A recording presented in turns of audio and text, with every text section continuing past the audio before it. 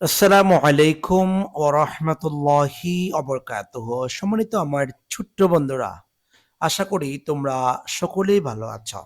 আজকে আমরা তোমাদের জন্য যে ধারাবাহিক ক্লাসগুলো শুরু করেছিলাম, তারও ধারাবাহিকতায় আজকে আমরা প্রায় ৭ নাম্বার ক্লাসে চলে আসছি। ৭ নাম্বার ক্লাসটি তোমাদের ইংরেজি বইয়ের ইউনিট ৩ থেকে সংগ্রহ করেছি। আর ইউনিট ৩ এর যে নামটি আছে সেটা আমি এখানে পাশে লিখে দিয়েছি, মাই স্কুল অ্যাসেম্বলি। আর আমি চেষ্টা করেছি প্রতিটি ইউনিট থেকে তোমাদের ২টা করে ক্লাস করার জন্য। ঠিক আছে? আচ্ছা, এরপর আমরা ৭ নাম্বারে দেখছি যে ১০টি বাক্য আছে। এই ১০টি বাক্য শেষ পর্যন্ত তোমাদের সাথে আমি আলোচনা করছি। ক্লাসটি শেষ না করা পর্যন্ত ভালো করে দেখবা, কি বলতে চাচ্ছি, কোথায়, কিভাবে বোঝাচ্ছি সেটা খেয়াল করবে। প্রথমত এ নাম্বারে দেখতে পাচ্ছি আমরা আমার সাবজেক্টে কি আছে? উই। বলো তো উই কোন পার্সন? Past person plural. আচ্ছা, পাস্ট পার্সন যেহেতু প্লুরাল আছে, প্রেজেন্ট টেন্সে আমরা এই শব্দটা যখন এখানে বসিয়ে দেব, যেমন এখানে কি কি আছে?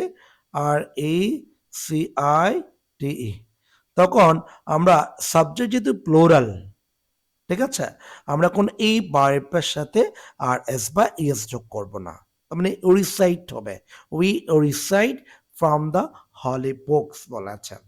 তো আমরা এইখানে এভাবে করে আনসার করব, কেননা সাবজেক্টটি থার্ড পারসন প্লুরাল, সরি সাবজেক্টটি হচ্ছে ফার্স্ট পারসন প্লুরাল, এই জন্য আমরা মূল ভার্বের শেষে এস বা ইএস যোগ করতে পারবো না।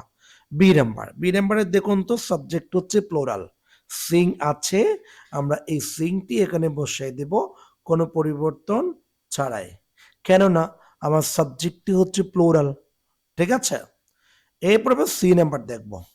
সি নাম্বারে আমরা দেখতে পাচ্ছি, আচ্ছা এখানে সি নাম্বার আমরা দেখতে পাচ্ছি যে প্রথমত ইউ আছে, তারপর লিখে আছে অলসো। আচ্ছা বলো তো ইউ কোন পার্সনে পড়বে? Second person. আমার অলসো হচ্ছে একটি অ্যাডভার্ব, এটা আমার দরকার নেই, আমি দেখব সাবজেক্টে। সাবজেক্টের পর যেহেতু ইউ আছে, সেক্ষেত্রে তোমাকে এখানে যেটা রিপিট আছে, ওই শব্দটি যেভাবেই আছে সেভাবেই বসাতে হবে। তার মানে repeat, you also repeat the oath. আশা করি তোমরা বুঝতে পেরেছ। এরপর আমরা ডি নাম্বার দেখব। ডি নাম্বারে বলো তো সাবজেক্ট উই আছে, উই কোন পার্সন? পাস্ট পার্সন প্লুরাল, যেহেতু পাস্ট পার্সন প্লুরাল সেহেতু এই ভার্বের সাথে কখনো এস বা ইএস যোগ হবে না। তার মানে উই ডু ফিজিক্যাল এক্সারসাইজ, এভাবে হবে। এরপর আমরা ই নাম্বার দেখতে পাচ্ছি, ই নাম্বারের সাবজেক্টটা হচ্ছে ইট, অর্থাৎ সাবজেক্টটি থার্ড পারসন সিঙ্গুলার। সাবজেক্ট যেহেতু থার্ড পারসন সিঙ্গুলার আছে, অবশ্যই আমাকে এখানে টু বি ভার্ব ব্যবহার করতে বলছে। আমি তো এর আগেই বলেছিলাম টু বি ভার্ব হচ্ছে মোট কয়টি? 5টি। এম, ইজ, আরেকটি হচ্ছে আর। আর পাস্ট টেন্সে 2টি, একটি হচ্ছে ওয়াজ আরেকটি হচ্ছে ওয়ার। আমরা এখানে যদি টু বি ভার্ব আছে, সেক্ষেত্রে আমরা প্রেজেন্ট টেন্সের জন্য ইটের পর যদি শূন্যস্থান থাকে সর্বদা ইজ বসাবো, অন্য কোনো ওয়ার্ড আমরা এখানে বসাতে পারবো না। এরপর আমরা এফ নাম্বার দেখবো। এফ নাম্বারে দেখতে পাচ্ছি ইট is the best time two বলেছে। টু হচ্ছে প্রিপোজিশন, টু প্রিপোজিশনের পরে যদি শূন্যস্থান থাকে এবং ওইখানে যদি ভার্ব ব্যবহার করতে হয়, সেখানে তুমি কি করবা? এই যেখানে যেই ভার্বটি আছে সেটি বসায় দেবা।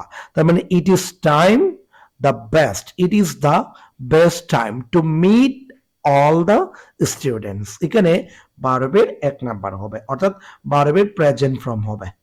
ঠিক আছে? এরপর আমরা জি নাম্বার দেখব। জি নাম্বারে দেখতে পাচ্ছি আমার সাবজেক্টটি হচ্ছে থার্ড পারসন সিঙ্গুলার।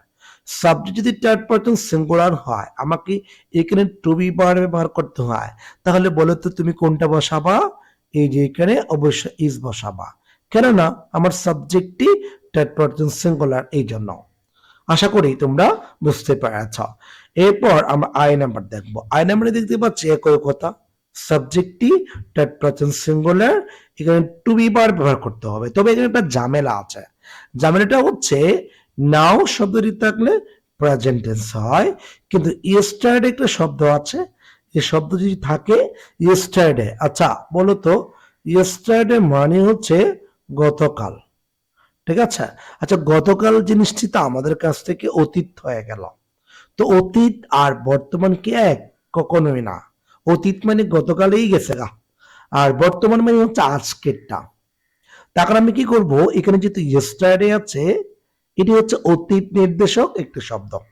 আর এই শব্দ যখন তুমি খুঁজে পাবা, তাহলে এইখানে টু বি ভার্বের জায়গায় আমরা হি থার্ড পারসন সিঙ্গুলার, এই জন্য আমরা ইজ বসাতে পারবো না, আমাকে কি বসাতে হবে? ওয়াজ বসাতে হবে। কেননা আমরা জানি কি পাস্ট টেন্সে দুটি ওয়ার্ড বসে, একটি হচ্ছে ওয়াজ আর একটি হচ্ছে ওয়ার, দুটি ওয়ার্ড বসবে, এই দুটি। আশা করি তোমরা আমার কথা বুঝছো।